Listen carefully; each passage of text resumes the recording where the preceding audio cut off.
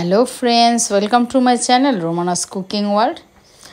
অনেক দিন যাবতই চিন্তা করছিলাম যে চুলাটি কেনার পর যে ছাদ বাগানে বসে একটু রান্না করব, কিন্তু এত ঠান্ডা পড়েছে আর বাতাসের কারণে জ্বালানো যাচ্ছিল না। তাই আমার রুমের সামনেই আমি রান্নাটাকে করেছি, যেহেতু শখ হয়েছে।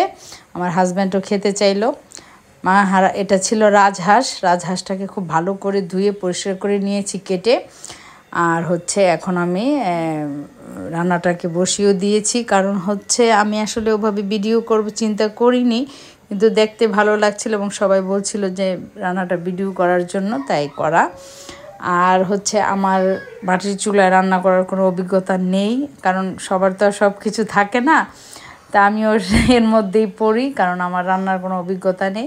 কিন্তু আমার ভাড়াটিয়া একজন আছে, ওরা রান্না করতে পারে। বললো যে আপনি সব কিছু দিয়ে দেন, আমরা চুলা জ্বালিয়ে সেটাকে রান্না আপনি করবেন, আর আমরা চুলাটাকে জ্বালিয়ে দিব এবং যেভাবে রান্না করতে হয় দেখাই দিব। দেখুন, বাইরে কিন্তু খুব বাতাস ছিল।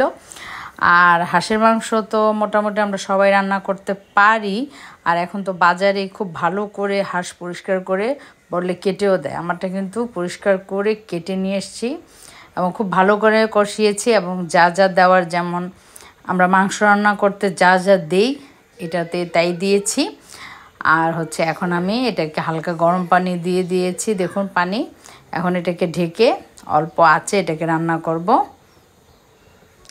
এখানে আমি আদা, রসুন, পেঁয়াজ, লবণ, তেল, গরম মশলা, তারপরে জিরার গুঁড়া, আস্ত গরম মশলা দিয়ে খুব ভালো করে এটাকে কষিয়ে নিয়েছি। তারপরে হালকা গরম পানি দিয়ে বা ফুটন্ত গরম পানিও দিতে পারেন, দিয়ে এটাকে খুব ভালো করে সিদ্ধ করবেন। হাঁস কিন্তু অনেক সময় লাগে, আর রাজহাঁস যেহেতু অনেক বড়, এটা রান্না করতেও সময় সেরকম লাগে।